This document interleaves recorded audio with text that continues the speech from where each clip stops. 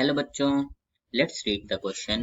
In the following question, a statement of assertion A is followed by a statement of reason R. तो देखो ये कैसा question है, हमें दो स्टेटमेंट्स दी हैं, एक A है और एक R है जो उसका रीजन है। तो हमें पूछा गया है कि A जो स्टेटमेंट है वो ट्रू है कि फॉल्स, या फिर जो उसका रीजन है वो हमारे पास रीजन ट्रू है कि फॉल्स। ठीक है, तो देखेंगे हम इस क्वेश्चन को। फर्स्ट की कॉन्सेप्ट क्या है इस क्वेश्चन का? देखो फर्स्ट की कॉन्सेप्ट है, हमें पता होना जरूरी है इसमें कि जब भी हमारा प्लेन ऑफ सिमेट्री आ जाती है, प्लेन ऑफ सिमेट्री आ जाती है, तो जो हमारा मॉलिक्यूल होता है वो ऑप्टिकली इनएक्टिव हो जाता है। ठीक है, optically inactive. Plane of symmetry क्या होता है? प्लेन ऑफ सिमेट्री के कहने का मतलब है जैसे हमारे पास ये कोई भी मॉलिक्यूल, ठीक है, हम यहाँ पे लगा लेते हैं ए ए, बी बी, ठीक है, यहाँ पे भी बी, यहाँ पे चलो सी लिखो और यहाँ पे भी सी। अगर हम इसके बीच में से एक प्लेन गुजारते हैं तो ये एक तरह से इमेज हो जाएगी मिरर एक दूसरे की, क्योंकि सी को सी रिफ्लेक्ट करेगा, बी को बी और ए को ए। तो ये ऑप्टिकली इनएक्टिव हो जाएगा, क्यों? क्योंकि इसमें प्लेन ऑफ सिमेट्री है। ठीक है, उसके बाद हमें पता होना जरूरी है कि टार्ट्रिक एसिड क्या होता है हमारे पास। Tartaric acid, TARTARIC, tartaric acid की अगर हम एक फॉर्म बनाएं तो देखो क्या होता है, COOH, COOH, whereas OH and H, OH and H, ये इसकी मीजो फॉर्म है, इसकी टार्ट्रिक एसिड, या हम इसको बोलते हैं मीजोटार्ट्रिक एसिड। ठीक है, और अगर हम टार्ट्रिक एसिड की दो और फॉर्म्स बनाएं तो वो किस तरीके से होती हैं हम देखेंगे। ठीक है, तो उसमें होता कुछ नहीं है, सिर्फ डिफरेंस कहाँ आता है हमारा, ये चीज सेम है, सिर्फ हमारे जो OH और H की जगह है वो चेंज होती है। एक में OH और H, whereas यहाँ पे एल्कोहल और ये, और दूसरा हमारा क्या है, दूसरी फॉर्म है इसकी COOH, COOH, और हमारी सिर्फ OH और H का डिफरेंस आएगा यहाँ पे आ जाएगा OH और H, और यहाँ पे हमारा आ जाएगा OH और H।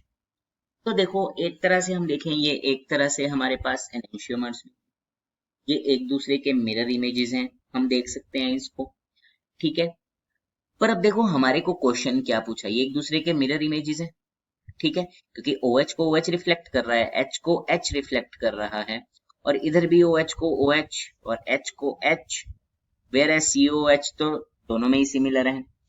तो देखो हम इसमें क्या क्वेश्चन है, हमें पूछा गया है the number of optically active isomer of tartaric acid is 2। तो देखो बिल्कुल ठीक बात है, क्योंकि ये तो इनएक्टिव है, इसमें तो हमारे पास क्या है, plane of symmetry. Okay, plane of symmetry है, ठीक है। तो लेकिन जो हमारे नीचे वाले हैं उनमें तो कुछ भी ऐसा नहीं है, ठीक है,